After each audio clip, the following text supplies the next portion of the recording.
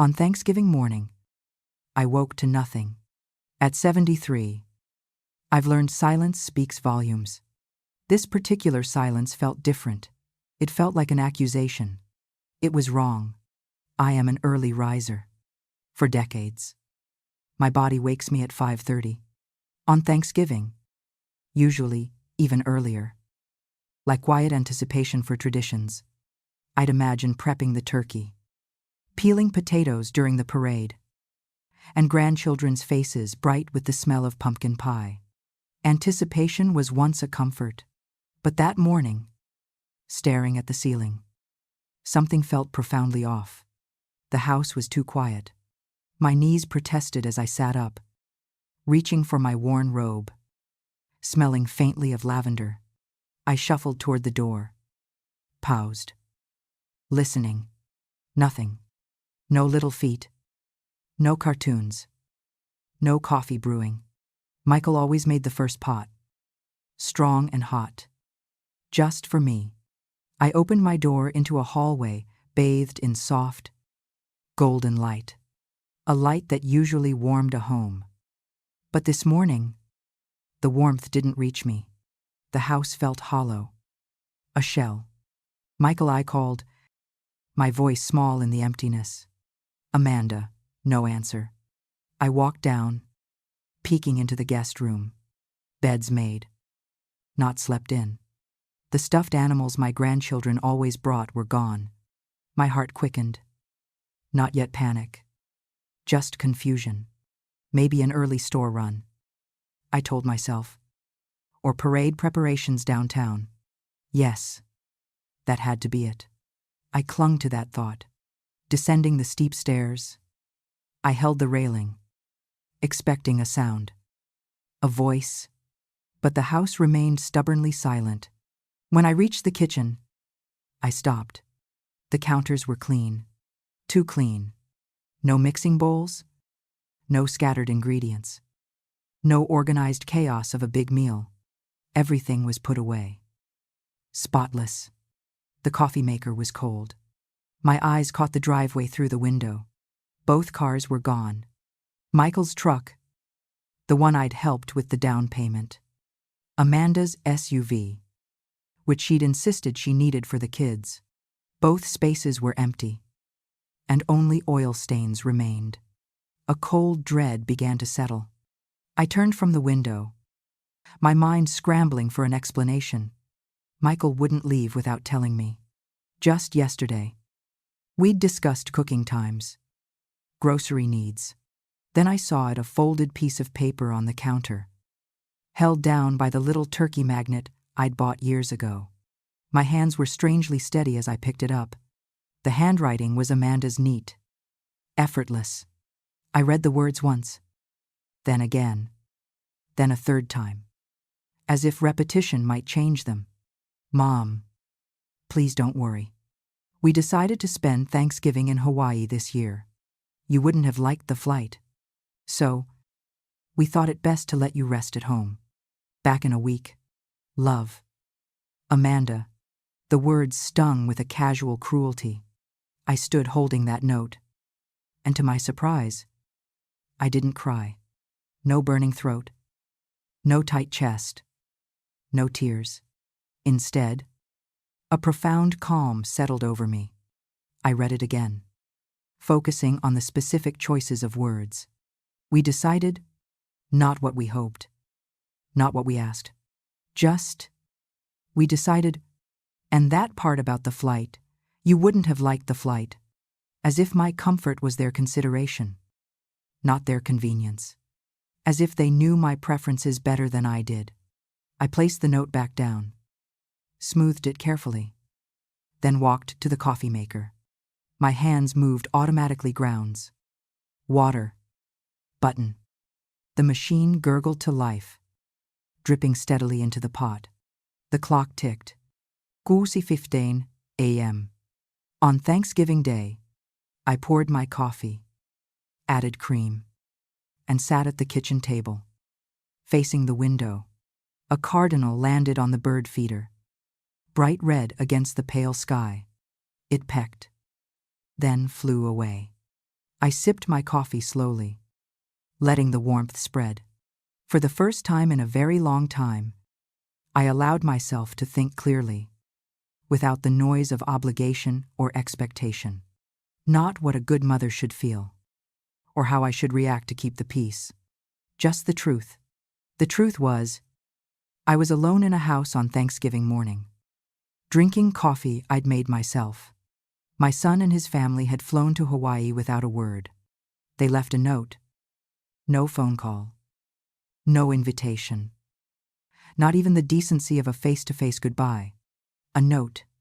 I set my cup down, looking around the kitchen, the refrigerator I'd bought, the new curtains I'd sewn, the table where I'd shared hundreds of meals, always ensuring others had enough first. Sitting there, in that silent house, with that note, an empty driveway outside. Something shifted. I didn't cry. I just started thinking.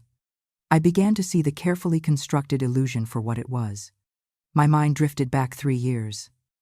Not as an escape, but a forensic examination of how I'd arrived at this moment. Harold, my husband of 48 years, had passed peacefully in his sleep. Everyone called it a blessing.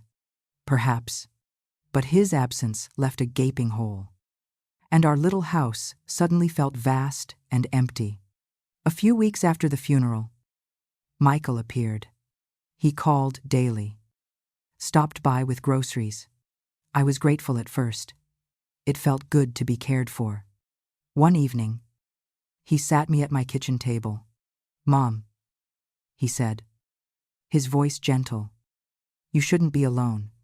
It's not healthy." I told him I was managing. Grief is hard, but alone and lonely are distinct states. I understood the difference. But Michael persisted. "Amanda and I have an extra room downstairs. The kids would love you more. Honestly. Mom, we could use your help. Amanda's working full-time. And daycare is so expensive." He framed it as a partnership. A mutual benefit. You could stay in your house. But wouldn't it be nice to wake up to the grandkids? To have family around, how could I refuse the thought of life again? Laughter. Purpose. After those quiet, solitary mornings, felt like a lifeline. I said yes. Michael hugged me, promising it would be wonderful. "We're going to take such good care of you." Mom. What he omitted was his need for a down payment on a bigger house. Their rental was too small. If we pooled resources, he explained, we could get something really nice. An investment in our family's future. Harold had been careful with savings. The life insurance was generous. I wrote the check without hesitation. Blinded by grief. I had mistaken an obligation for an invitation.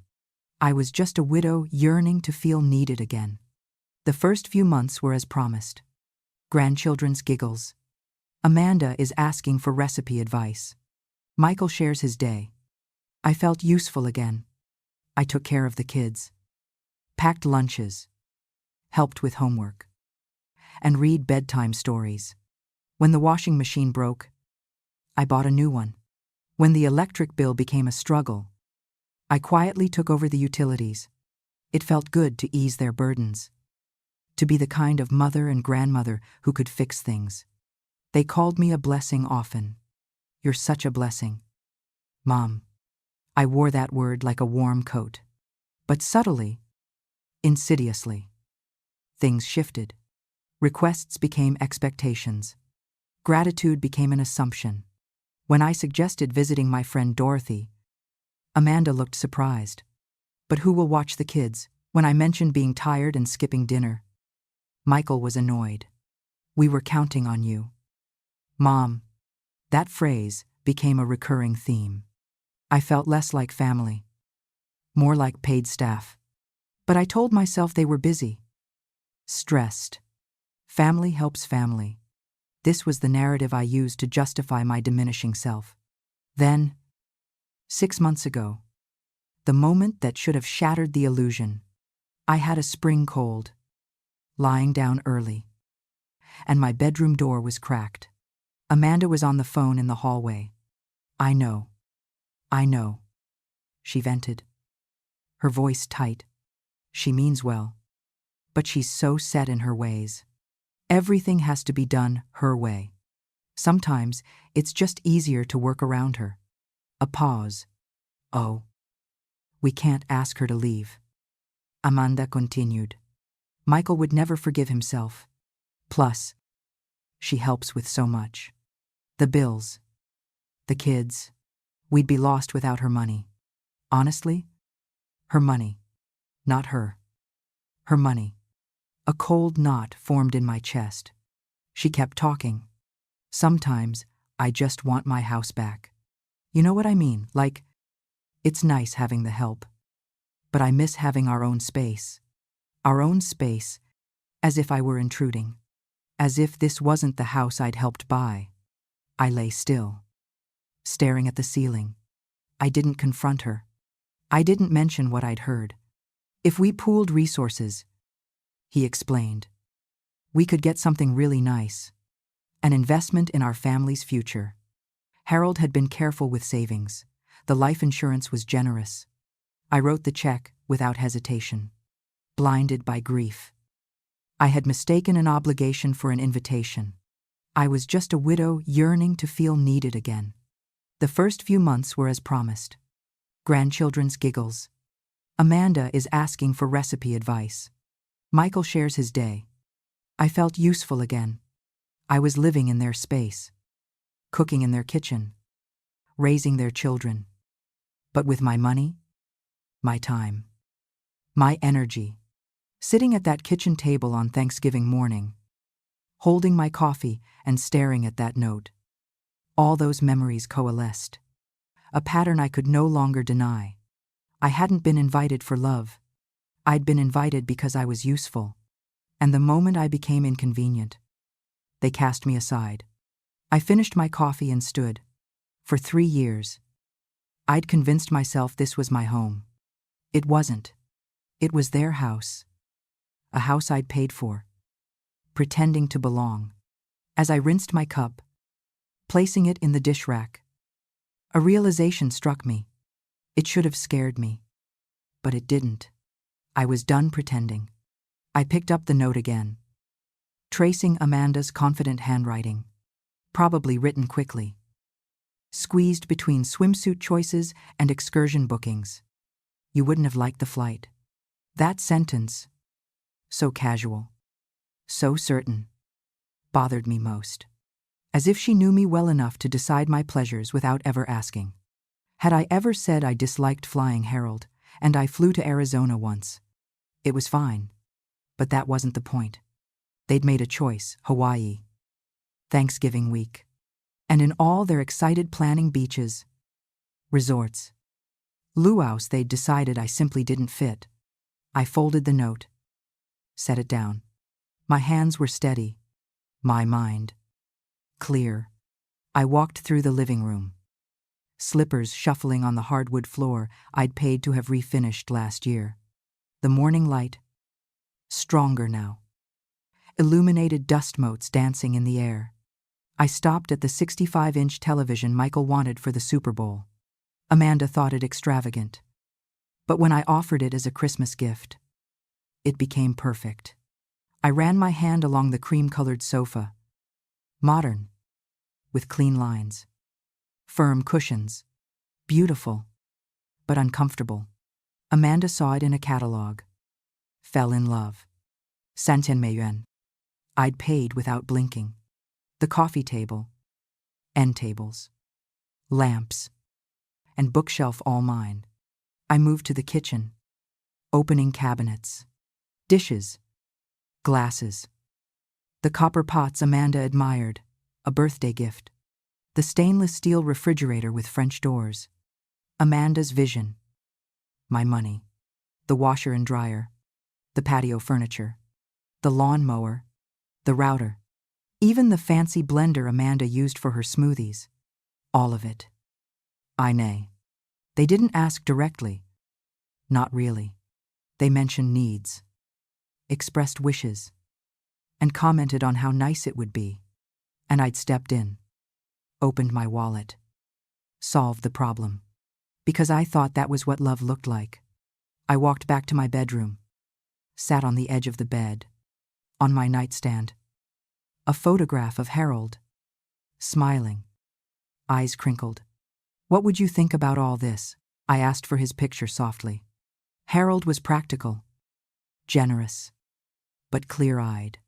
He would have seen it. He would have asked gently why I was buying affection. I touched the frame, then opened the drawer. A blue folder.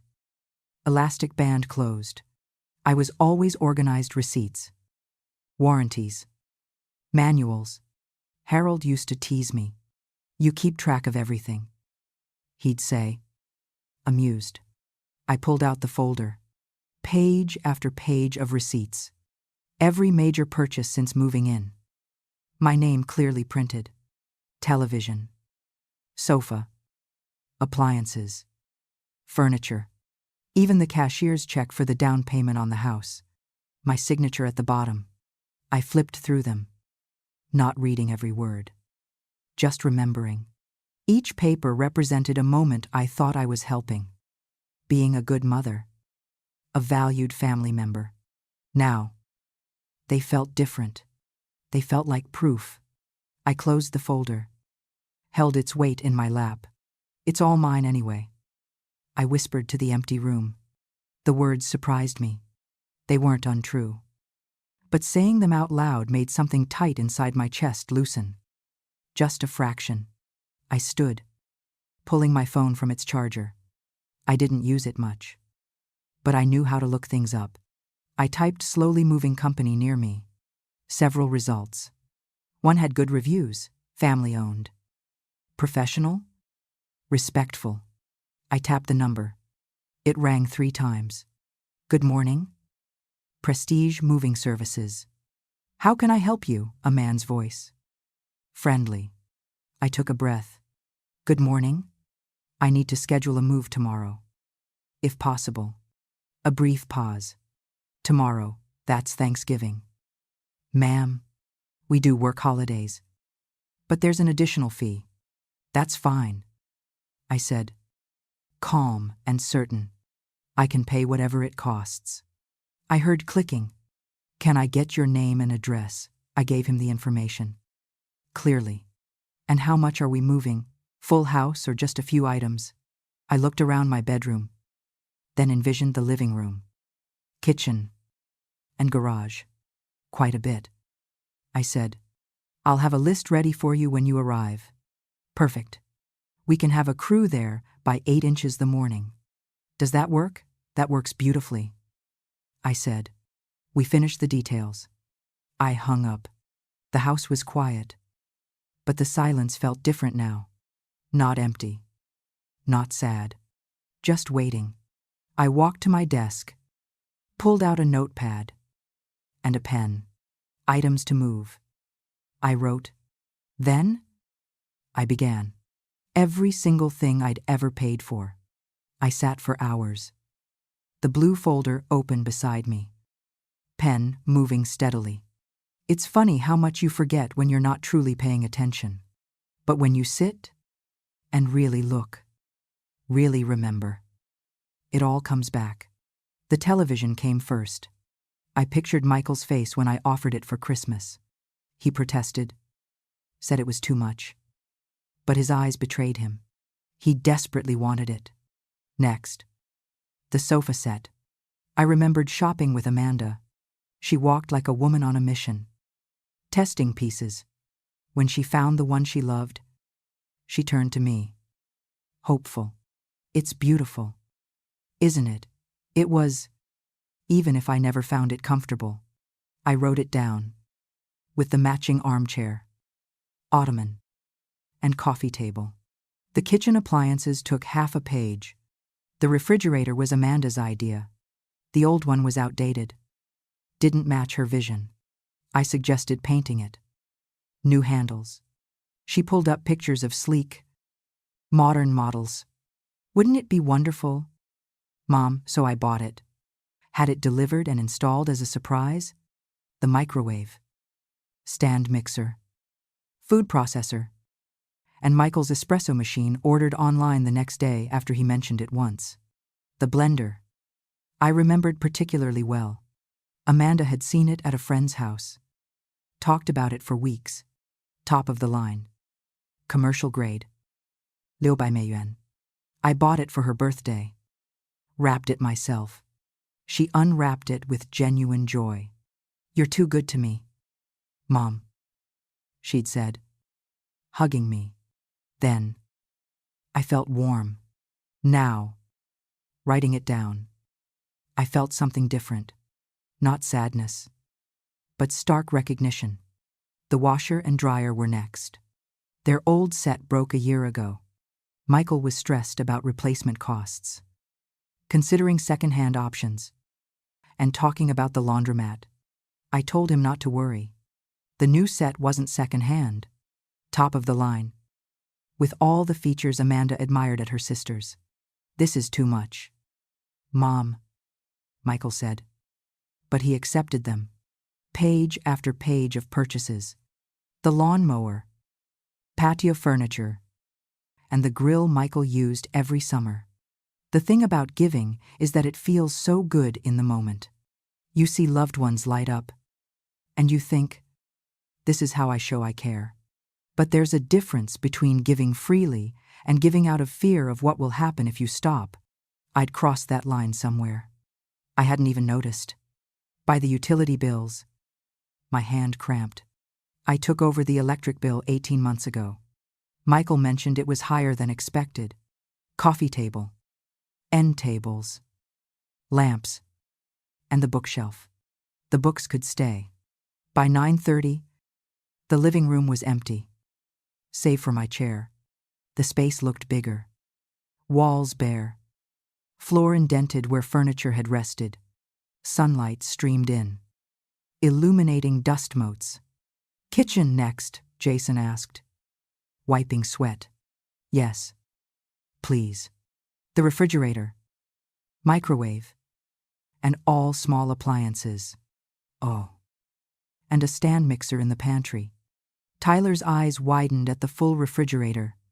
"Ma'am, there's a lot of food in here. A family, a home, a place where I mattered." I set down my pen, flexing my fingers, looking at the blue folder. I had had enough. More than enough. The afternoon sun slanted through my bedroom window. Warm and golden. 2:30. Hours had passed. My stomach rumbled. I gathered my papers, tucked them into the folder, and stood. My knees protested, stiff from sitting. But I made my way downstairs. The kitchen felt different now. Not sad, not angry, just neutral. A space I was moving through, not living in. I opened the pantry. Amanda kept it organized, everything labeled. My eyes landed on a can of pumpkin puree. Pumpkin pie. My favorite. I'd planned 3 for today, 1 for dinner, 1 for Michael's work, and 1 for the grandkids. That had been the plan when I thought I'd be surrounded by family. Now, I've decided I'd make just 1. A small one. For me, I pulled out ingredients: flour, sugar, eggs, cream, spices, cinnamon, nutmeg, ginger, their containers worn from years of use. My hands moved through familiar motions. Mixing dough, rolling it out, pressing it into the tin. The filling came together, smooth and fragrant. As I slid the pie into the oven, setting the timer, the kitchen filled with rich, comforting scents, entirely mine. I poured myself water, sat at the table, watching the pie through the oven door. Its edges turned golden. For the first time in 3 years, I was cooking just for myself, not thinking about Michael's seconds, Amanda's cinnamon preference, or bribing grandkids with dessert. Just me, my pie, my kitchen, my choice. When the timer went off, I pulled the pie out, Perfect. The filling is set. The crust flaky and golden. I didn't wait for it to cool completely. I cut a generous slice, plated it, and carried it to the table. The first bite, still warm, melted on my tongue. Sweet, spiced, perfect. I ate slowly, savoring every bite. When I finished, I felt full in a way I hadn't in a long time. Not just my stomach, something deeper. That night, I slept soundly. No tossing, no waking, no wondering if I'd been enough, given enough. Just deep, peaceful sleep. Because tomorrow, everything was going to change. I woke Friday morning at 5:30, energized, ready. I showered, dressed, and went downstairs to make a proper breakfast: scrambled eggs, toast, and fresh coffee. While I ate, I reviewed my list, checking it against the receipts. Everything was in order. At 7:30, the truck pulled in. A large white moving van with blue lettering. 3 young men in blue shirts and work gloves climbed out. I'd made chocolate chip cookies last night. After the pie, I arranged them on a plate, put on fresh coffee, and opened the door before they could knock. "Good morning," I said, smiling warmly. "You must be from Prestige Moving." The tallest one, with sandy hair and a kind face, stepped forward. "Yes, ma'am. I'm Jason. This is Marcus and Tyler. We're here for your move." "Wonderful. Please come in. I've made coffee and cookies. You'll need your energy today." They exchanged glances, surprised, but followed me inside, wiping their feet. "This is very kind of you," Jason said, accepting coffee. "Most people are stressed on moving day." "Oh, I'm not stressed at all," I said pleasantly. "I've been planning this very carefully." Tyler, the youngest, with freckles, took a cookie. His eyes widened. "These are really good." "Ma'am, thank you, dear. My late husband always said my chocolate chip cookies were the best." I set down the plate, picked up my folder. "Now, let me explain. I have a list of items to be moved, and receipts for each one. I want to be sure we're all on the same page." Jason set down his coffee, suddenly more businesslike. "Receipts, yes, dear. Everything we'll be moving today belongs to me. I purchased it all myself. I just want to be thorough, so there's no confusion." I handed him the list. He scanned it, eyebrows rising. "This is quite a lot of furniture and appliances." "I know." I smiled softly. "I've been generous over the years, but now it's time for these things to come with me to my new place." Marcus, quiet until now, looked around. Not sadness, but stark recognition. The washer and dryer were next. Their old set broke a year ago. Michael was stressed about replacement costs, considering second-hand options, and talking about the laundromat. I told him not to worry. The new set wasn't second-hand, top of the line, with all the features Amanda admired at her sister's. "This is too much, Mom," Michael said, but he accepted them. Page after page of purchases. "Let's start with the living room, shall we?" They got to work.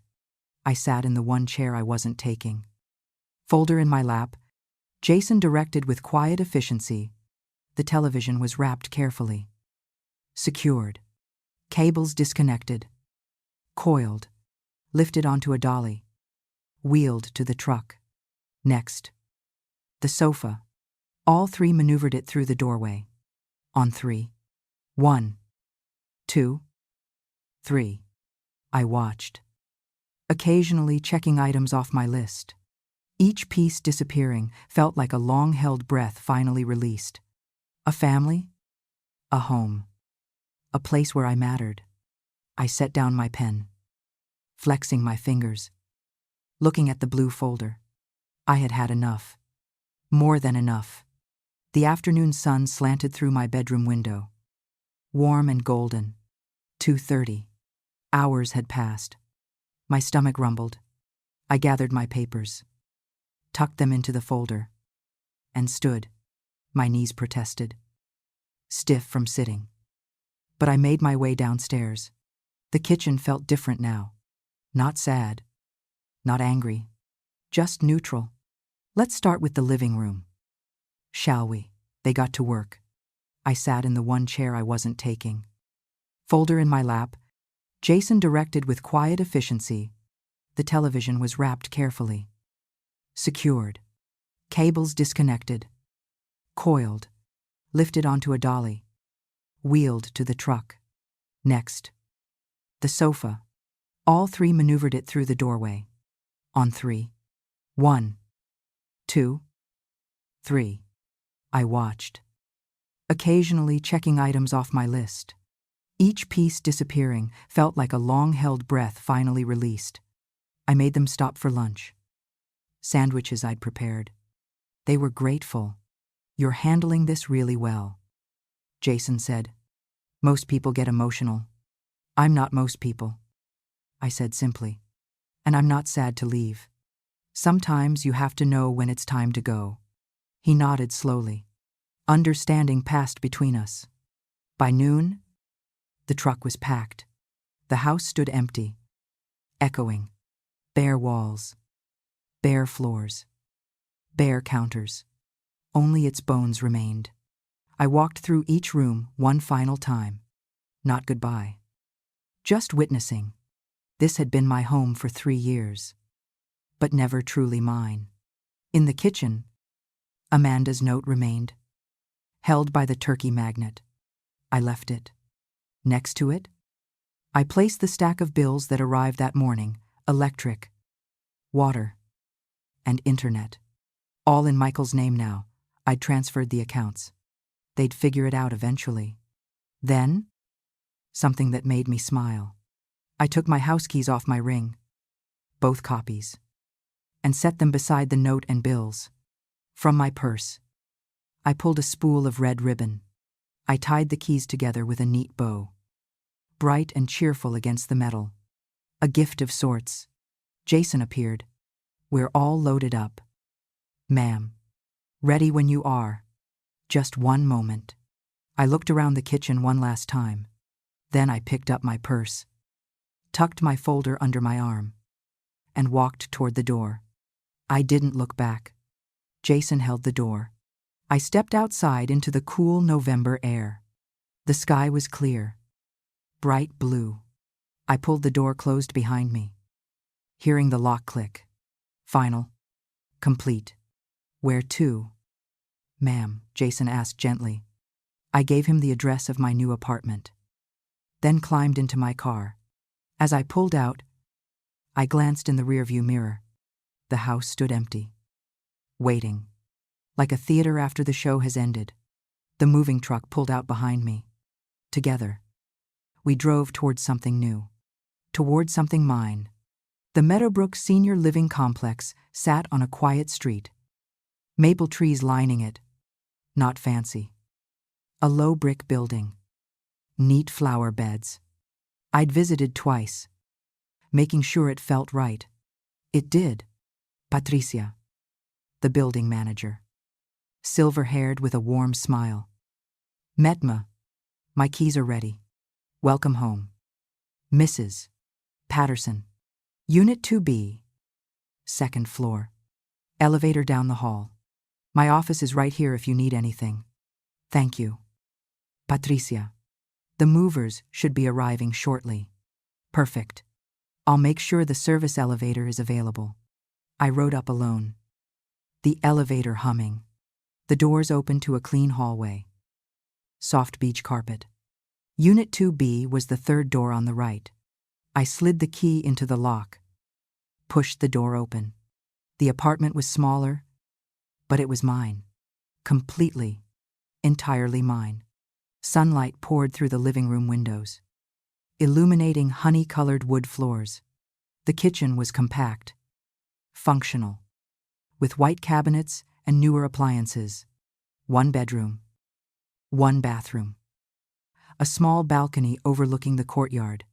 I walked through slowly, opening cabinets, testing the faucet, breathing in the cool air from the balcony. It smelled like fresh paint and possibility. The movers arrived 20 minutes later. I directed them. Television against the living room wall. A sofa facing it. My bed is in the bedroom.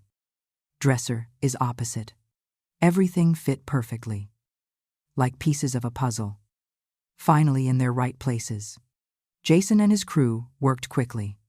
By mid-afternoon, the truck was empty. My apartment was full. Need anything else? Ma'am, Jason asked.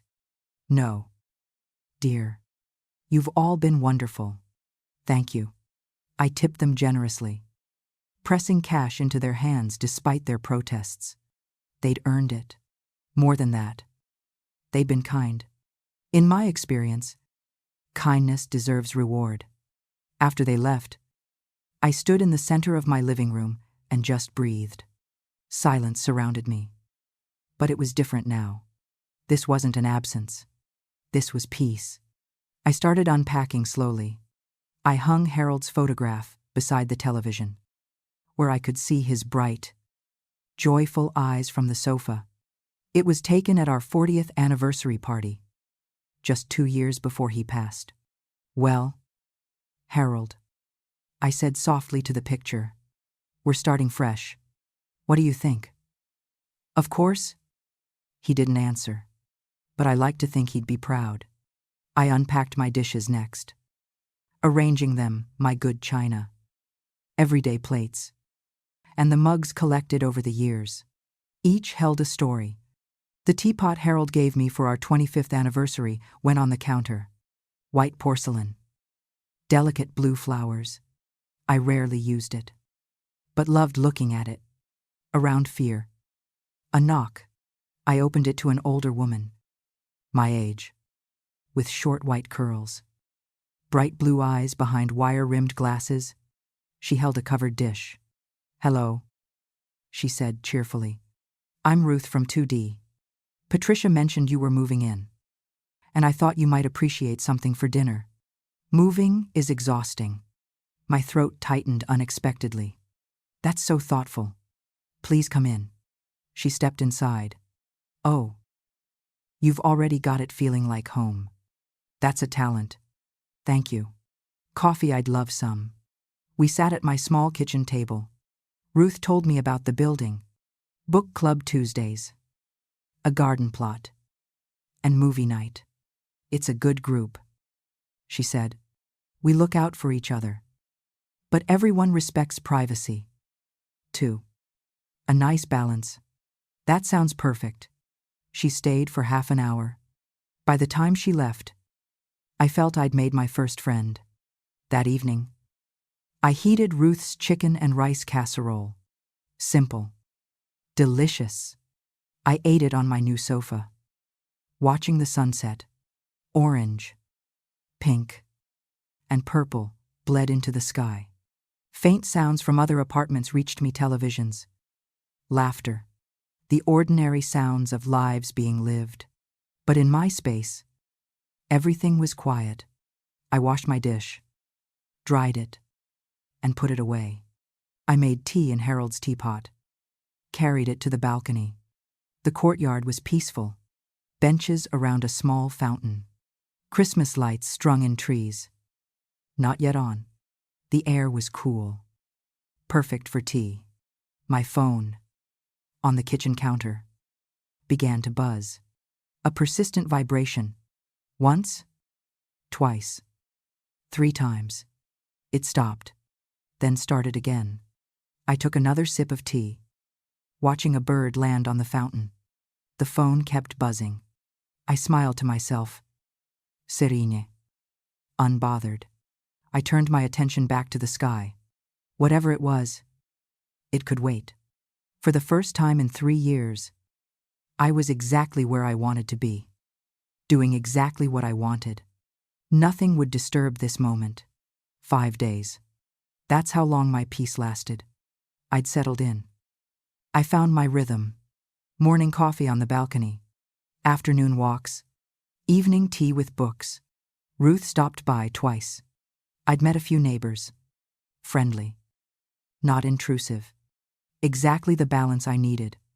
On Wednesday evening, my phone started buzzing. I'd left it charging in my bedroom. Later, going for pajamas, I found it vibrating insistently. 18 missed calls. Michael's name. Amanda's. And unrecognized numbers. My finger hovered. Part of me wanted to answer, to know they were all right. But a larger part, growing stronger all week, urged me to wait. So I did. I made chamomile tea, carried the phone to the living room, sat on my sofa, the one I'd paid for and moved, and now enjoyed in peace. I opened messages. Amanda's first mom. We just got home. Where are you? Please call us. Then 10 minutes later, Mom. This isn't funny. Something's happened to the house. Call me right now. Then Michael's mom. Please answer your phone.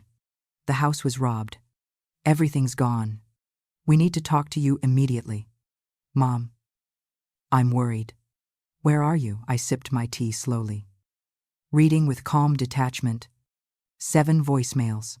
I put the phone on speaker. Amanda's voice. High-pitched. Strained. Mom. Oh my God. Mom. Where are you? We came home. And the house is empty. Someone took everything. The TV? The furniture? Even the refrigerator. We're calling the police. Please. Please call us back. The second. Michael. Is trying to sound calm. But failing. Mom. It's me. Listen. Something's happened while we were gone. I need you to call me as soon as you get this. It's important. Messages grew frantic. Amanda crying. Michael sharper. More demanding.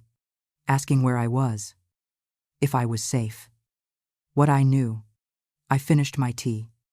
Set the cup down. Then I did something I'd planned carefully. Something I'd set up before I left. I opened the Ring camera app.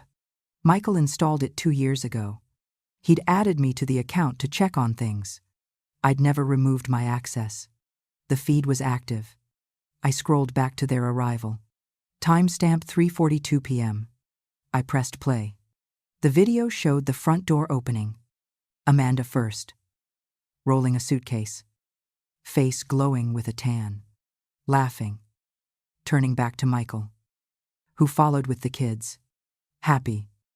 Relaxed. Vacation glow. Amanda wheeled her suitcase toward the living room. Her face changed as she stepped through the doorway. Laughter died. Mouth opened. The suitcase handle slipped. Michael. Behind her. Expression shifting. Curiosity. Confusion. Shock. What the his voice? Tiny but clear. Where's everything? Amanda walked further into the empty room. Hands to her face. The couch. The TV? Everything's gone. I watched Michael rush to the kitchen. Heard his dismay. The refrigerator? Amanda. They took the refrigerator. The children, sensing panic, started crying. The youngest clutched Amanda's leg. The older one kept asking what was happening. Amanda pulled out her phone. Hands shaking. I'm calling 911. Michael paced through the frame. Hands on his head. Looking wildly. How did someone take everything? How did nobody notice? I took another sip of tea. Watching my son spiral. There was something clinical about it. Seeing their panic from this distance. Like a play where I knew the ending. Amanda's voice rose. Yes. We'd like to report a robbery. Our entire house has been emptied. Everything's gone. Michael disappeared into another room. I heard him shout, the washer and dryer. 2. They took the washer and dryer. A part of me, the mother part, wanted to feel sorry for them. To fix it. But I couldn't. This wasn't about them being hurt. This was about them finally understanding what they'd lost, what they'd taken for granted, what they'd left behind without a second thought. I fast-forwarded through the next hour. Police arrived. Michael and Amanda gave statements, gesturing at empty rooms. Eat. Face drawn. One officer took notes. The other question, I couldn't hear. But I could imagine. What was taken? When did you notice? Any idea who did this? Amanda shook her head, wiping her eyes. Michael's face went from shocked to angry. Jaw tight. They had no idea. Not yet. But they would. I watched until the officers left. Michael and Amanda sat on the floor. Nowhere else to sit. Amanda had her head in her hands. Michael is on his phone, likely calling me again. I turned off the video. My living room felt warm, safe, filled with my furniture, my belongings, my choices. Outside, night had fallen. Courtyard lights glowed softly. My phone buzzed again. Another call from Michael. I looked at Harold's photograph. He seemed to smile. That knowing look he got when I finally stood up for myself. I didn't watch long. I said softly to his picture. I already knew how it would end. I silenced my phone, set it face down on the coffee table, and picked up my book. Whatever happened next, they'd have to figure it out themselves. The knock came 2 days later. Friday afternoon. I expected it. Not the exact timing, but its inevitability. Michael and Amanda wouldn't let this go. I was in the kitchen, making a grilled cheese, when I heard the firm rapping. 3 knocks, evenly spaced. Official. I turned off the stove, wiped my hands, and walked calmly to the door.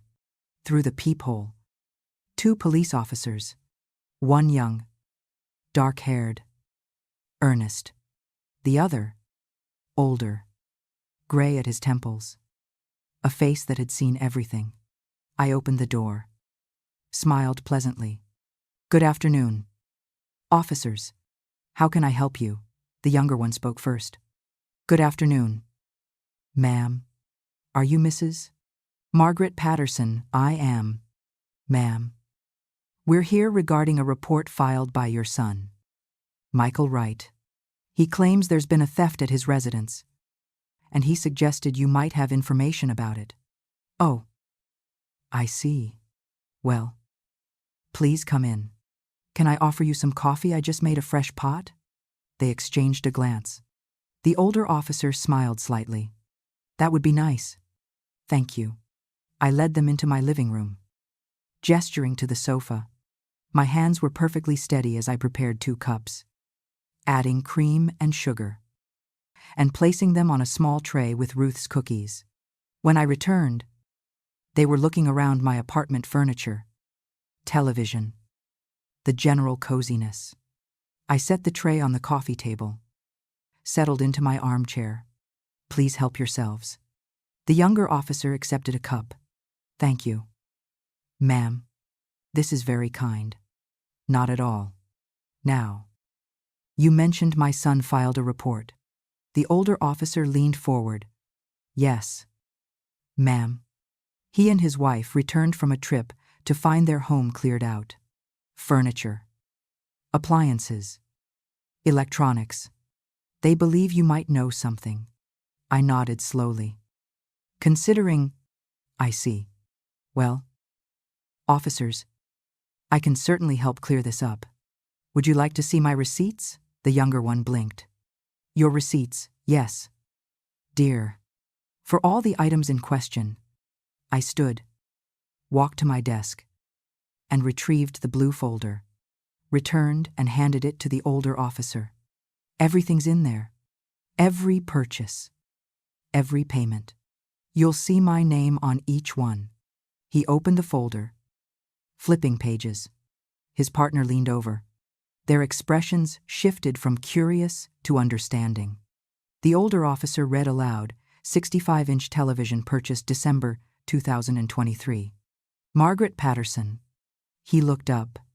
You bought this, I did. A Christmas gift for my son. I have the credit card statement to match if you need it. He continued reading. Sofa set. 3000美元. Refrigerator. 2800美元. Washer and dryer set. He was quiet. Then looked at me. Something like respect in his eyes. Ma'am. This is quite a lot of purchases. I'm aware. I was helping my family. Or at least I thought I was. The younger officer was still looking through the receipts. Brow furrowed. But these are all at the address where the theft was reported. That's correct. I lived there for 3 years.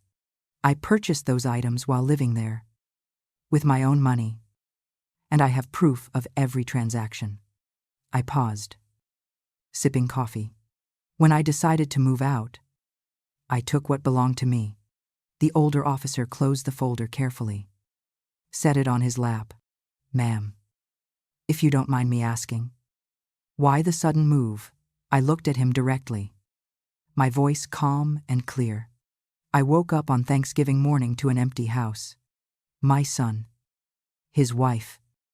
And their children had flown to Hawaii without telling me. They left a note saying, I wouldn't have enjoyed the flight. I smiled softly. It made me realize some things about my situation. So, I decided to make a change. The younger officer's expression softened. They left you alone on Thanksgiving. They did. A moment of silence. The older officer took a long drink of coffee. Seat. Mrs. Patterson.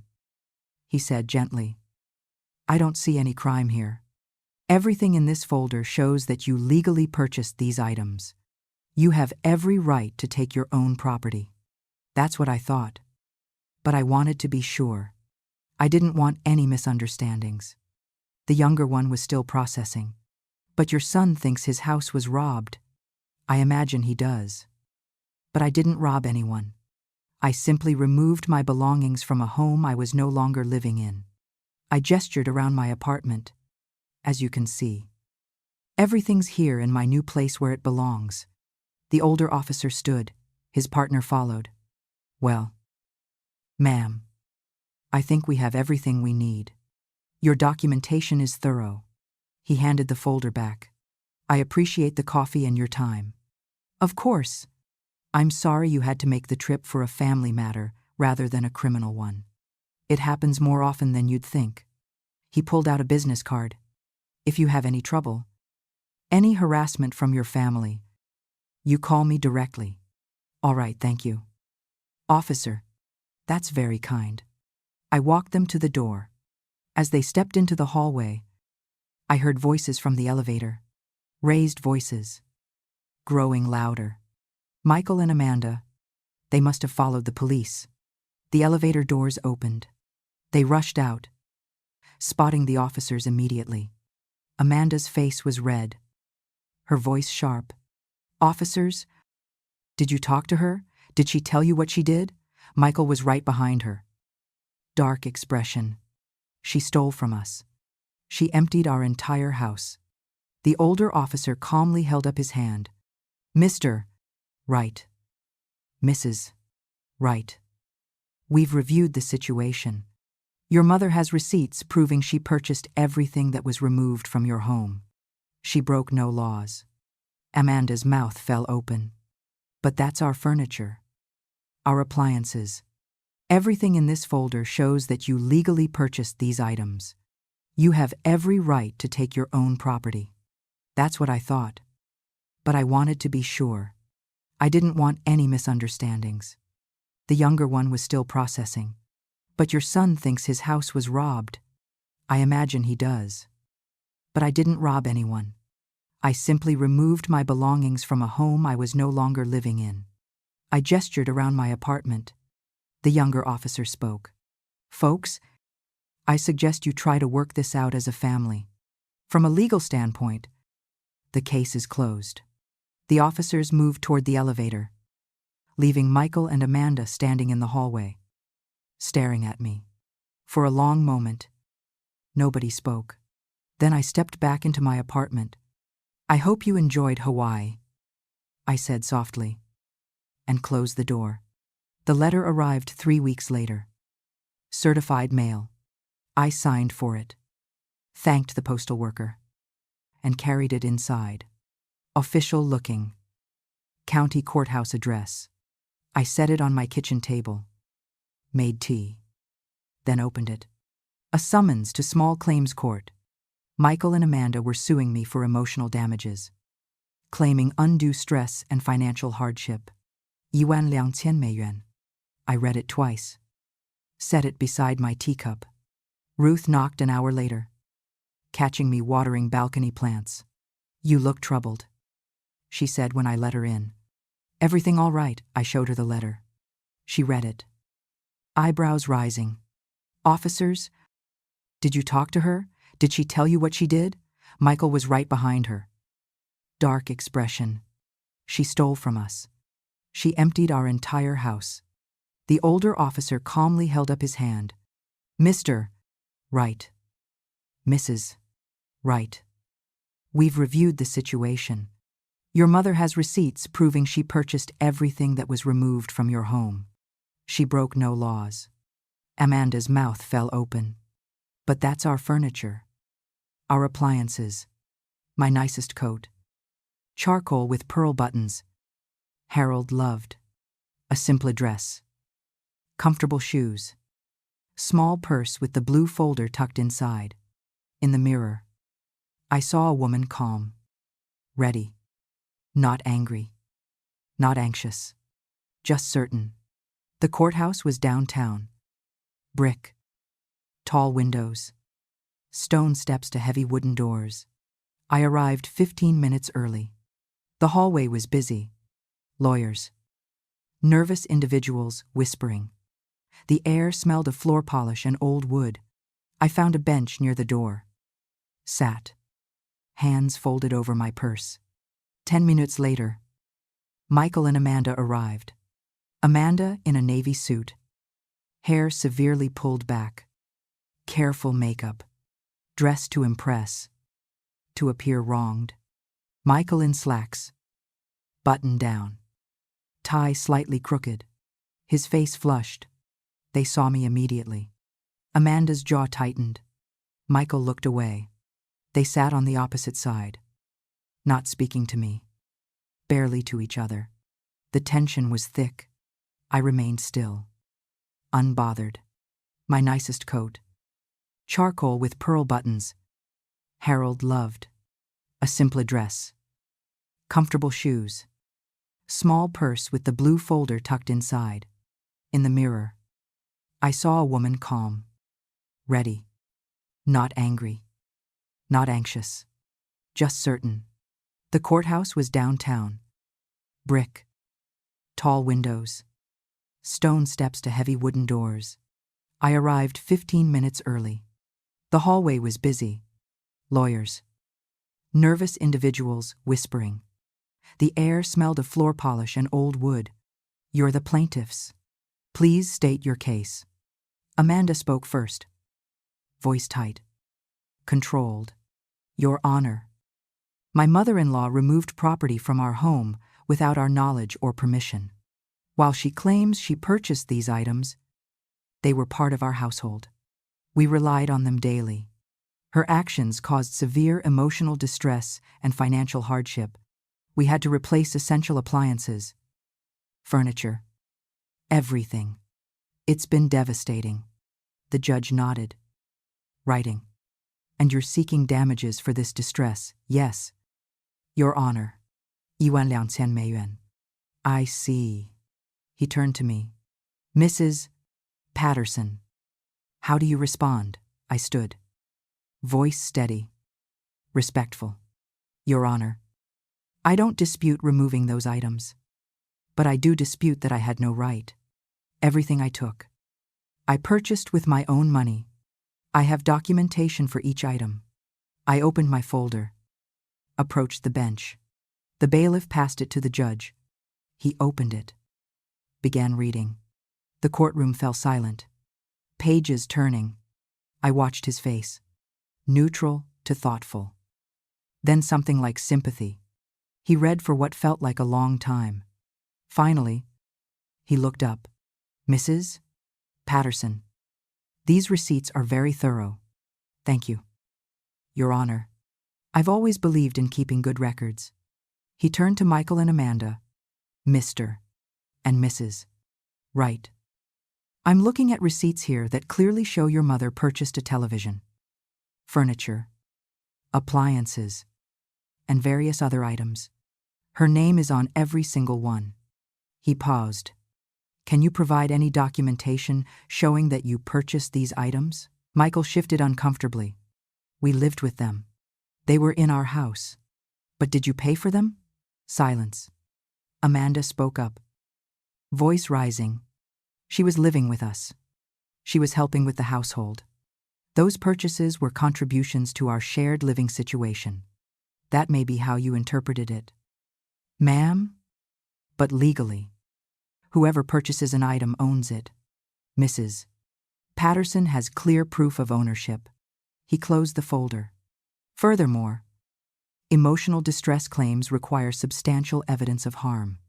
Being upset that someone removed their own property doesn't meet that threshold. But Your Honor. Michael started. The judge held up his hand. Mr. Right. I understand this situation is difficult. But the law is clear. Case dismissed. He struck his gavel once. The sound echoing. I let out a breath I hadn't realized I was holding. Thank you. Your Honor. I said quietly. He nodded to me. Something kind in his expression. Then gathered his papers and stood. I collected my folder, tucked it back into my purse, and turned to leave. As I walked past their table, Amanda muttered something. I didn't catch all of it. But selfish was clear. I kept walking. Michael stood frozen, staring at the floor. Our eyes didn't meet. I pushed through the courtroom doors. The building felt warmer, or maybe I just felt lighter. I walked down the corridor, toward the main entrance. And you're seeking damages for this distress, yes? Your Honor. 1,200,000 I see. He turned to me. Mrs. Patterson. How do you respond? I stood. Voice steady. Respectful. Your Honor. I don't dispute removing those items. But I do dispute that I had no right. Everything I took, I purchased with my own money. I have documentation for each item.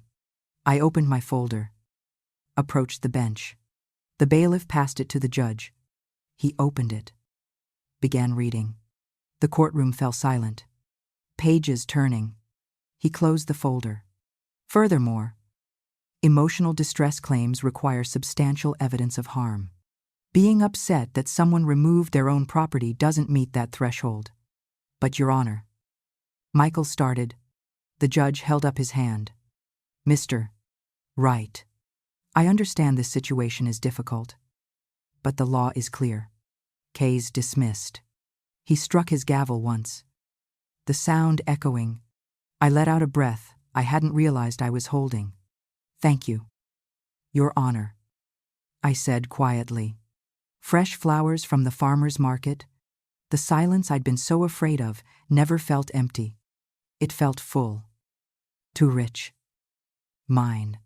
I spoke to Harold's photograph often, updating him, asking his opinion. Even though I knew what he'd say, sometimes I'd laugh at my own jokes. That felt okay, too. My phone stayed mostly quiet. Michael never called. Amanda never texted. The grandchildren, I assumed, were told some version of me as the villain. That stung sometimes, late at night. But it didn't break me. Because I'd learned something important. You can't make people value you. You can only decide to value yourself. Now. On another Thanksgiving morning, I woke at 5:30. Sunlight streamed through my curtains. Coffee brewed on a timer. This year felt different. Not heavy with expectation. Just open. Ready. I'd invited Ruth, Bernard, and Louise for dinner. Nothing fancy. Just the four of us. Bernard brought rolls. Louise. Her famous cranberry sauce.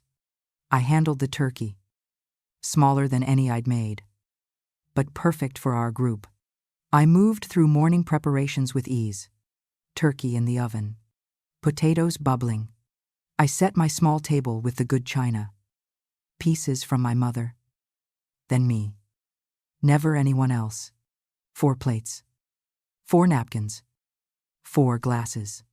Then, on impulse, I pulled out one more plate, setting it at the head of the table. Empty, just in case. Not for Michael. Not really. But for the possibility of reconciliation. Someday. Somehow. Or maybe just for hope itself, which deserved a seat at the table. Ruth arrived first, with a pumpkin pie. "Happy Thanksgiving," she said, hugging me. "Your place smells wonderful. Thank you for coming. I'm so glad you're here." Bernard and Louise came together, laughing about the elevator. Bernard's rolls were warm. Louise's cranberry sauce gleamed ruby red. We settled into easy conversation while I finished cooking. Everyone pitched in. Bernard mashed potatoes. Ruth set drinks. Louise arranged food. By noon, we were seated around the table. "Should we say grace?" Louise asked. I nodded. We joined hands. A small circle. And Louise spoke a simple blessing, thankful for food. For friendship. For another year. We squeezed hands. The meal was perfect. Not because the food was fancy, but because it was real. We ate, talked, and laughed. Bernard told stories of teaching. Ruth shared updates on her daughter. Louise asked about my painting classes. No one asked me to fetch things. No one expected to be served first. We passed dishes, helped ourselves, and complimented each other's contributions. It was partnership, friendship, and equality. Exactly what family should be. After dinner, we moved to the living room with coffee and pie. Ruth brought cards, and we played rummy while the afternoon light slanted golden through my windows. Around fear. They started gathering their things. "This was lovely," Louise said, hugging me. "Thank you for hosting. We should do this again." Bernard added, "Maybe Christmas." I'd like that very much. After they left, I cleaned up slowly. Dishes, leftovers, counters wiped. The apartment felt warm and lived in, filled with the remnants of good conversation. Better company.